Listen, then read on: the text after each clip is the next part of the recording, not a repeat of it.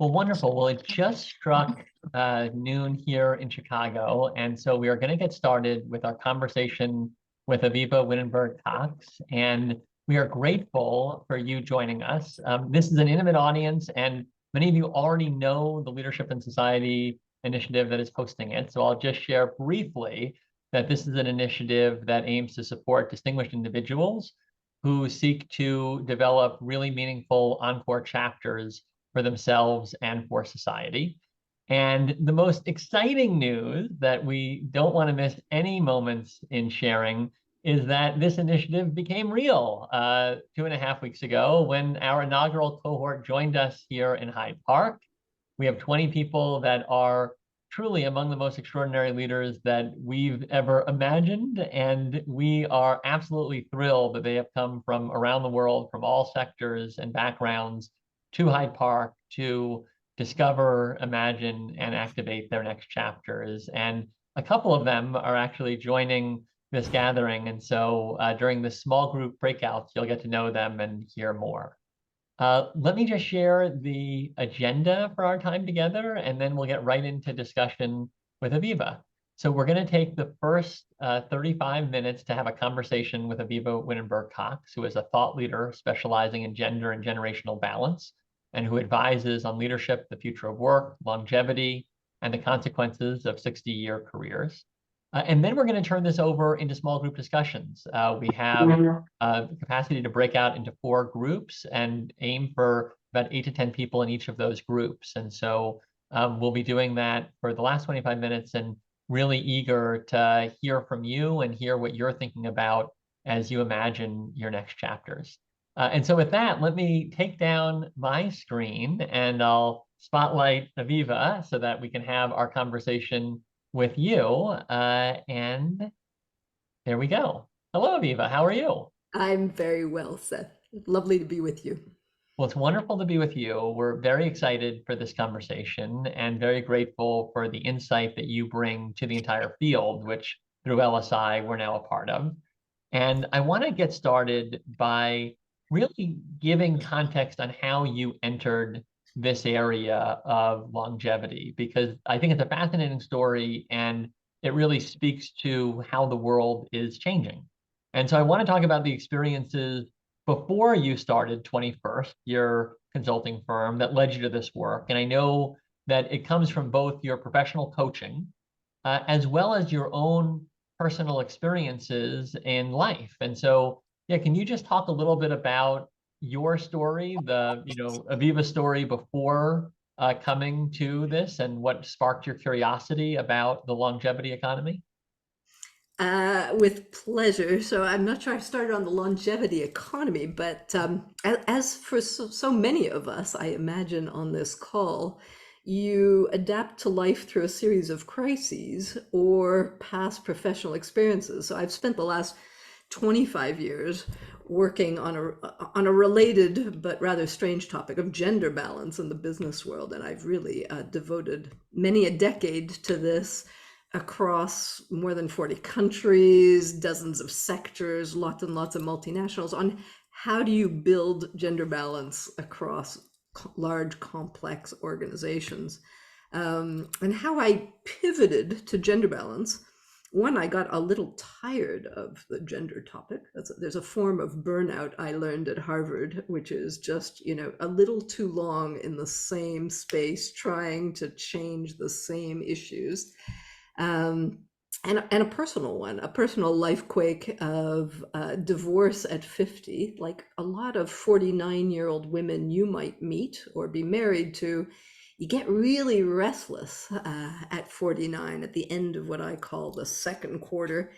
And a lot of people are ready for change. And sometimes that's a personal change. And my shift at that age of 50 to a new personal partner also led me to write a book called Late Love, Mating in Maturity, where I interviewed all these different couples who had recoupled after 50 and remarried, and learned a lot about the second half of life and why the motivations and interests in the second half might differ from the first, and how to transition from the one to the next. And then the second lifequake was, of course, the pandemic that locked so many of us up in a small room and led me back into this topic of later life and what does it mean. And as I was aging through it, what could one learn and prepare? Because I could feel that this was a huge, massive, world shifting demographic change on a par with this gender topic that I've been on for the last 25 years. So I think it's basically ages to the 21st century what gender was to the 20th century. And I kind of flipped because I thought I'd spent enough time on gender.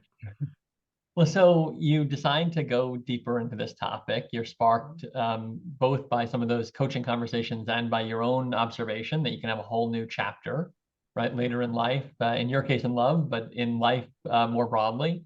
And so you begin looking into this topic, and you've talked with me about how we had conceived this in kind of three stages of life, and you saw this 4-quarter life framework. And so I'm curious if you could first lay the groundwork by talking a little bit about kind of how we had conceived it in 3, and just kind of bring the group here up to speed with the maybe status quo paradigm, and then talk about your 4-quarter life paradigm. Yeah, absolutely. So, I mean, the three stage life is basically how the world has been designed on a kind of industrial manufacturing model of get a bunch of people to learn and be educated in schools, and that's it for all of life. Then get them to work. The average OECD number is from 15 to 64, and then get them to retire, hopefully for not too long, and then they die. And that 3-stage life of learn, work, and retire is really at the base of the way all of our systems are designed, whether it's employment systems, pension systems, financial systems. We're completely, and our own mindsets are still largely imprinted in those 3 steps. And that's one of the challenges as we now have these rather dramatically lengthening lives. I'm sure everybody has already told you about our long 100-year, pushing towards 100-year lives, the extra 30 years or so we've been gifted just in the last century. And so I was playing around with this 100 number. There's a very famous book that marked me very much by Linda Grattan and Andrew Scott called The 100-Year Life. And I work a lot in business and in the corporate world, and they're always talking about quarters. And I'm always very interested in how do you communicate things very simply, complex ideas very simply. And I thought, well, the corporate world is always talking about quarters. How did you do? How was Q1? How was your performance in Q2? How's Q3 looking? So I thought, well, we can design our lives that way.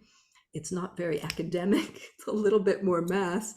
And the 4 phases and the 4 quarters became, the learning phase that stretches a little bit longer because it takes us a little bit longer to emerge into such a complex society. The second quarter I called, just as a metaphor, achieve. We're very much primed to respond to how we've been programmed by our families or our cultures or societies to achieve, I think. And what achievement means, I think, is slightly gendered. So I think it's a bit different for men and women.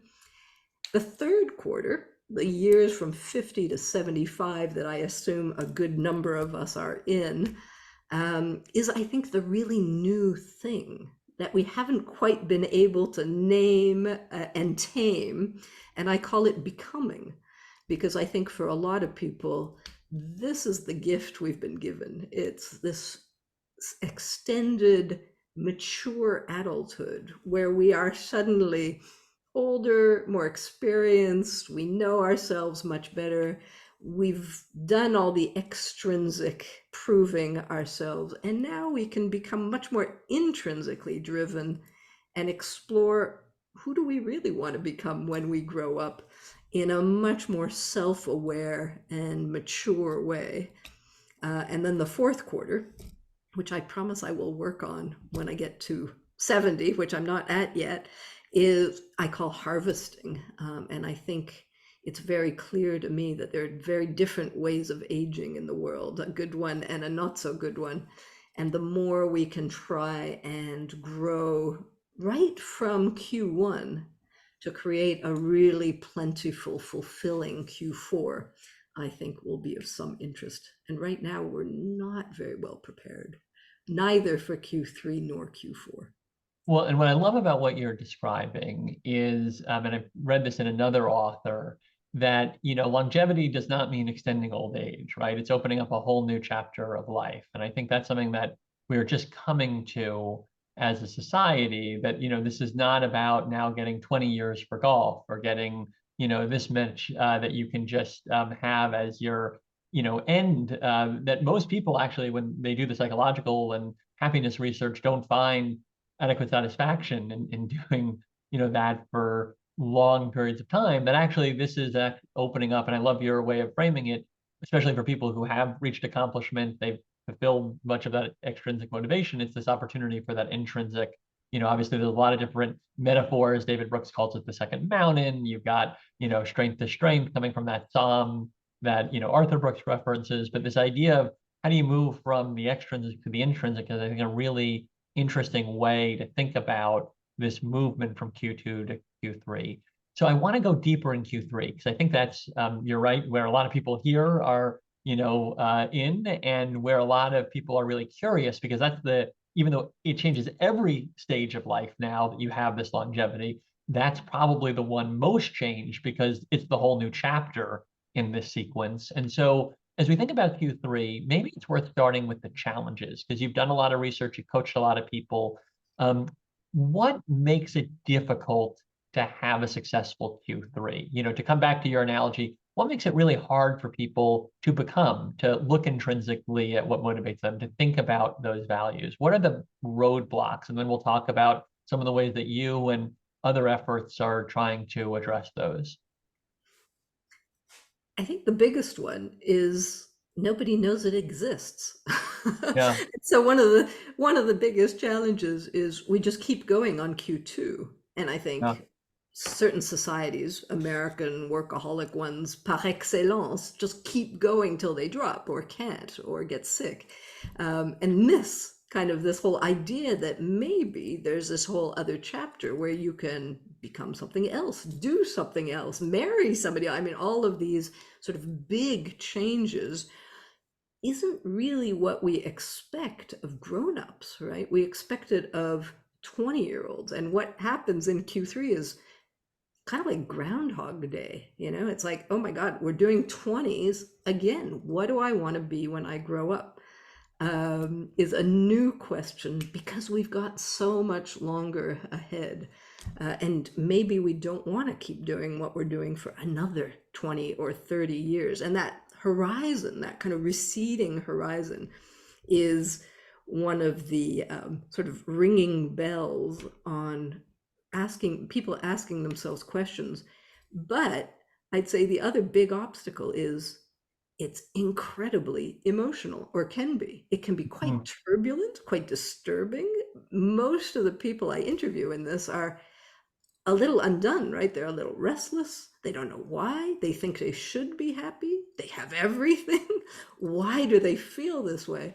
And it's not much named. And I think a lot of people suffer in sort of ashamed, embarrassed silence.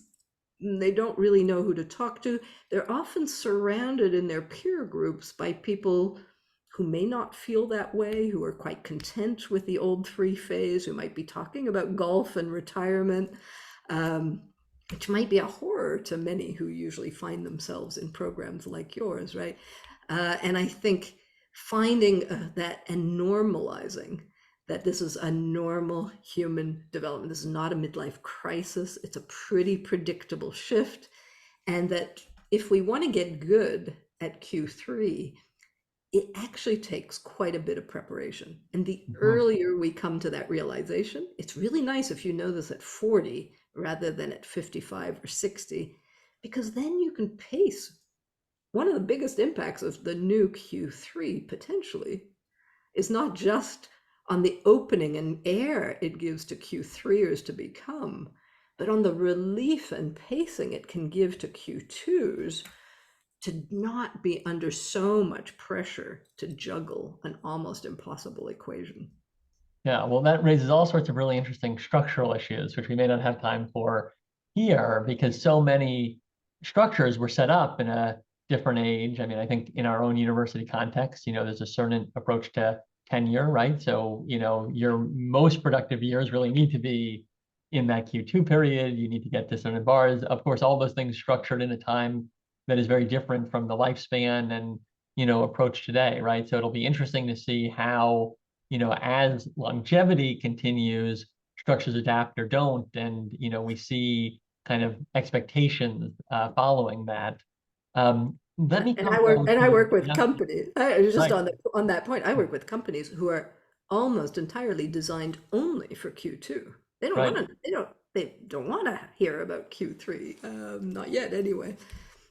Until they realize that demographic changes, there won't be as many people in Q2, and there will be a lot more in Q3. So, The uh, company I was talking to earlier today, fessed up that, yeah, 35% of its employees are in Q3. So they might yeah. want to think about that pretty soon. Well, so let's talk about how we think about that.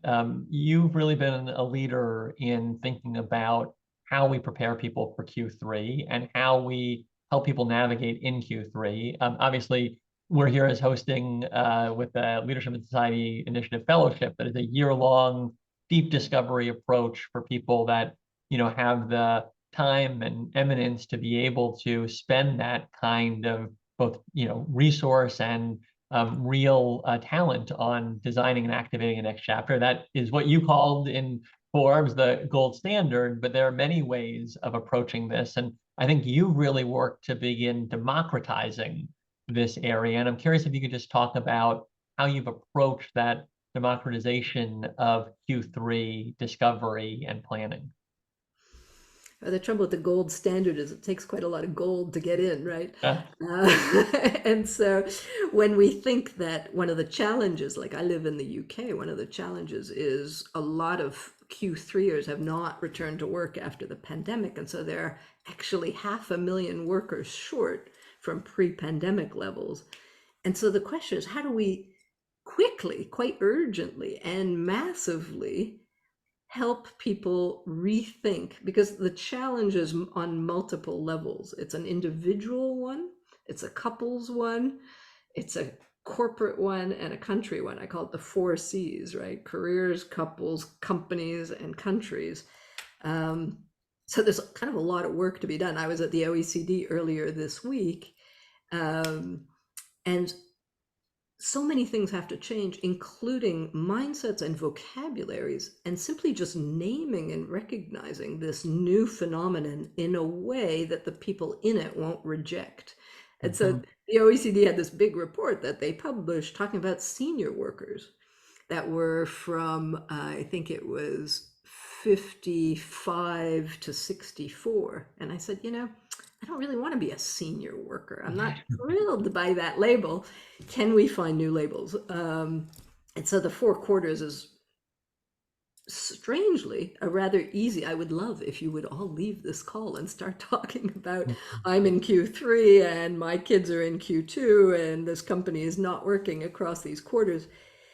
There's a lot of awareness building. So I think many large institutional players, the OECD, the World Health Organization, the longevity centers, and a lot of universities, they've been on this for a long time. Insurance Yeah. companies too. Anybody who's been gerontology and looking at data and pensions and numbers has been on this for quite some time and has known, kind of like climate change, that there's this demographic iceberg aimed right at us. But most people, and certainly most business leaders and most individuals, haven't yet gotten that awareness or education. They don't really know. And so we are all quite ageist. We're all quite in an old format of life. We're still very much imprinted by how our parents lived, worked, and retired.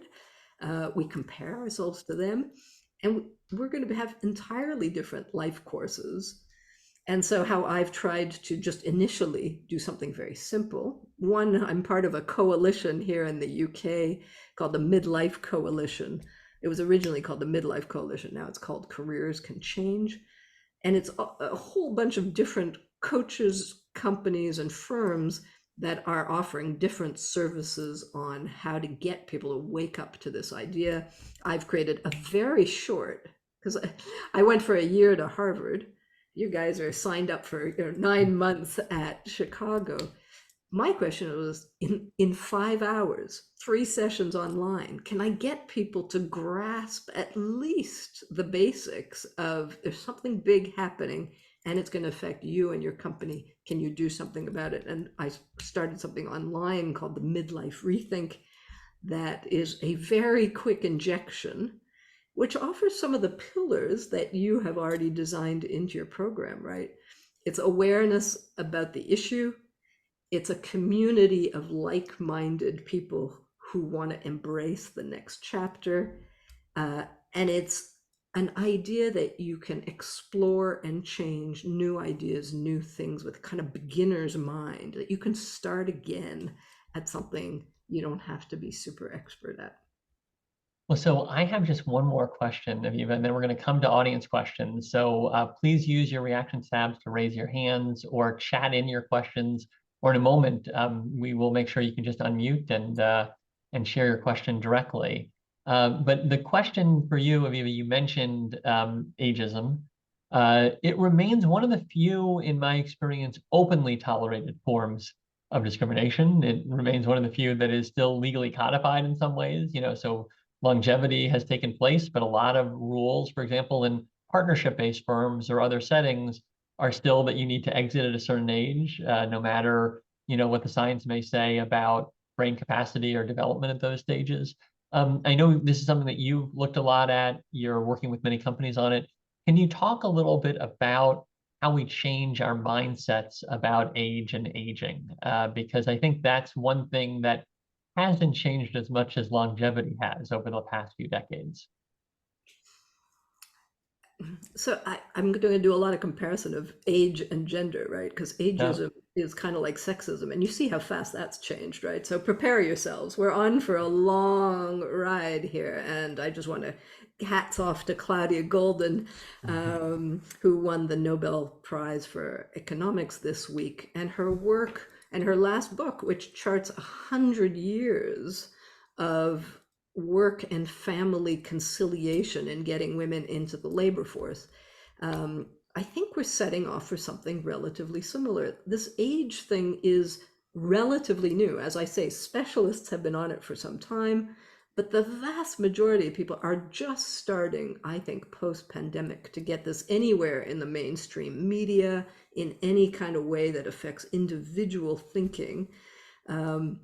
And I think the worst possible way to enter this conversation, which by the way is also true for gender, is to yell about ageism.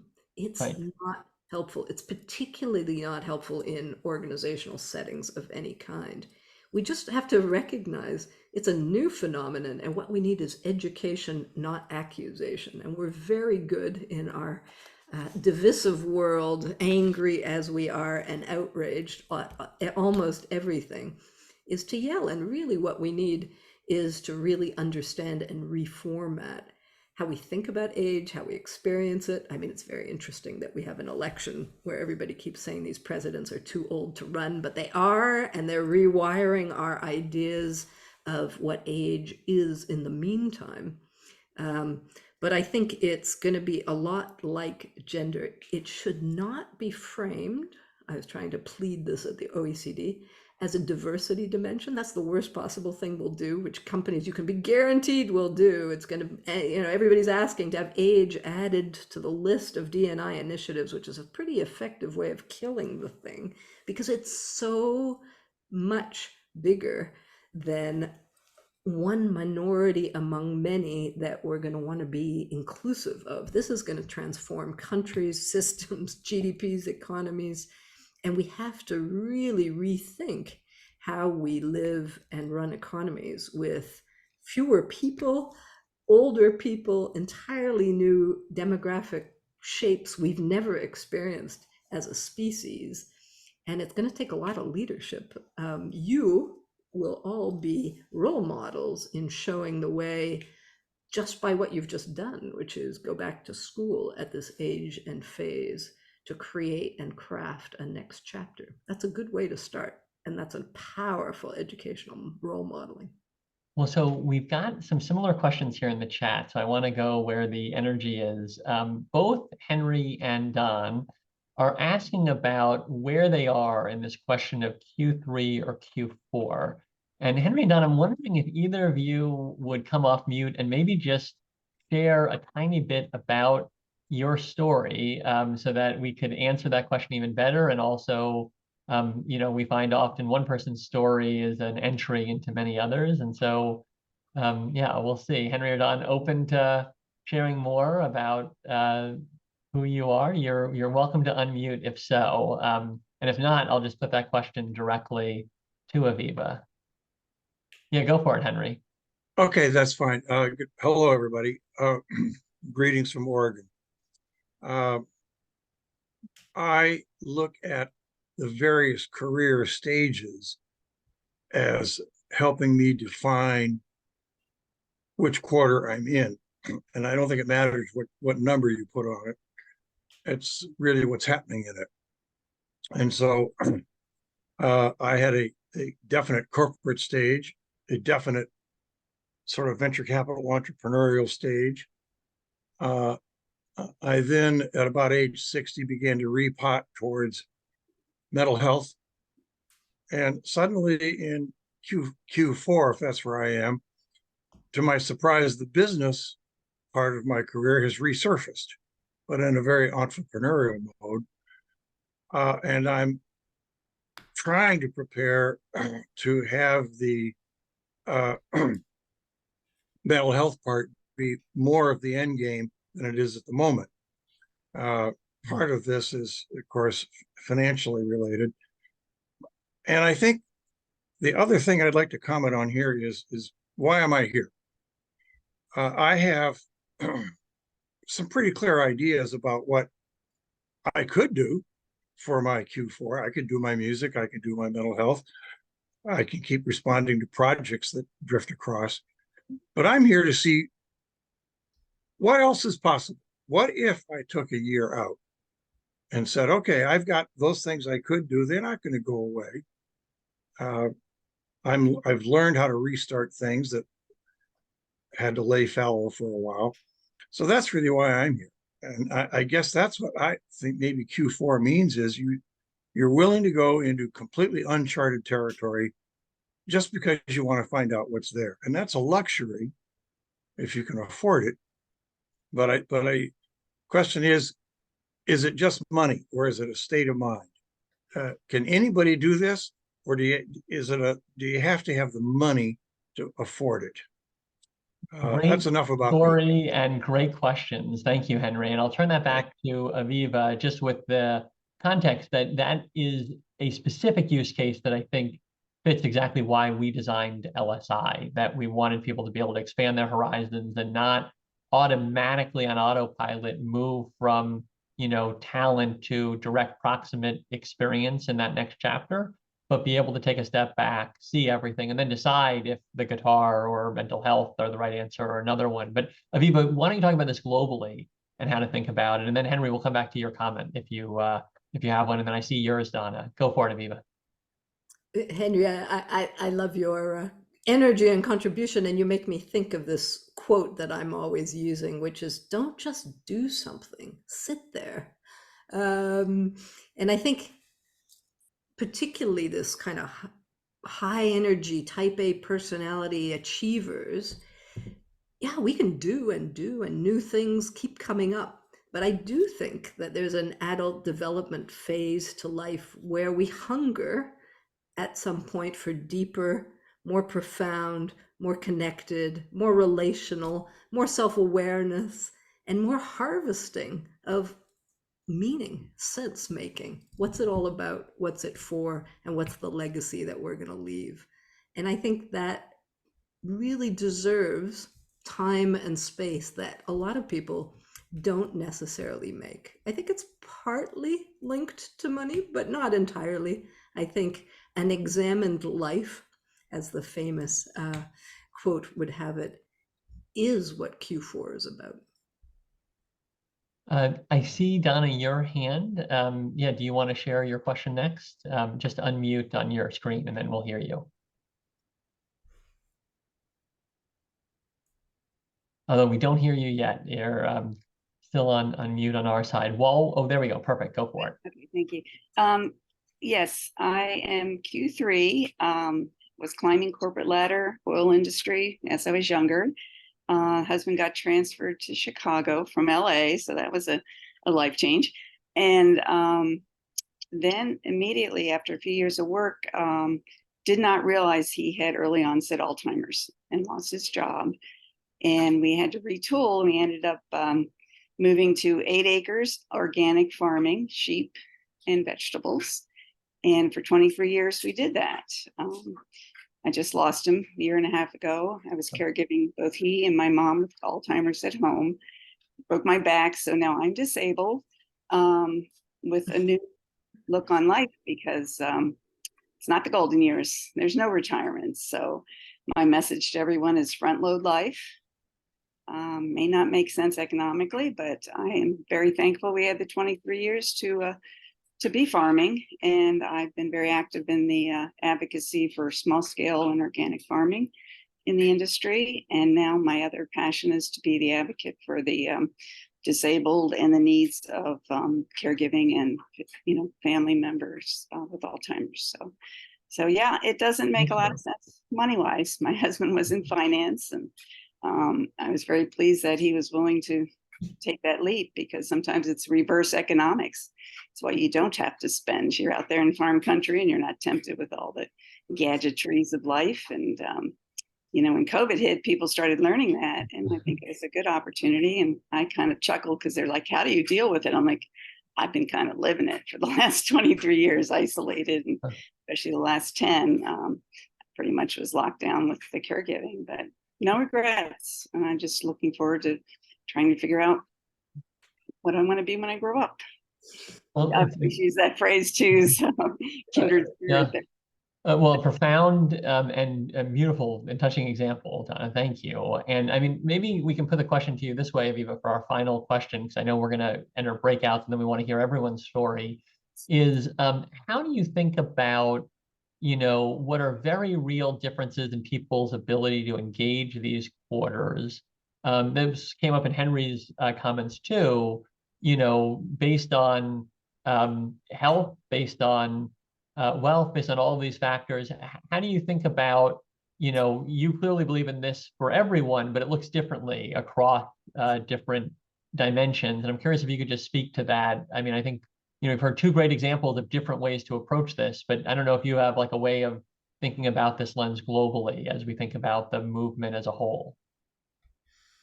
I was just struck in what Donna was saying is how much our stories are parallel in a strange way, is that they've been shaped by life quakes. It's the life quake that makes people grow and adapt and become something new. And I think it's not that you're necessarily, we have these ladders in our minds about doing bigger things or having strange impacts, but I think the growth that demonstrated of how you keep doing what you can and giving and sharing of yourself and your strengths, no matter what happens to you, is something that is at the heart of our human resilience and potential. And it's got very little to do with the job you do or the title you have. And I don't think these quarters have much to do with that either. It's about human evolution. It's about learning and becoming more human. And that is usually, I think, forged in some kind of life quake. And I think your stories illustrate that quite well. Well, Avivah, thank you. This has been a fascinating conversation, and we're now going to continue it. One of the hallmarks of what we try to do at LSI is make this co-generative and truly ensure that we're in intimate settings where we can discover together. And so We're going to have 3 breakout groups, and those are going to open momentarily. They'll be led by my incredible colleagues, Diana Penny, who leads the Leadership in Society initiative and is the reason that inaugural cohort is so spectacular and off to an amazing time at the university, and Shannon Morrissey and Sarah Wilson, her partners, who are assistant directors of the initiative. And so we'll open up those groups now. You'll receive an invite on your end, as you probably are all too familiar with in the Zoom world, and that will exit. So let me just thank everyone in the group now, and then I'll see a subset of you in my small group.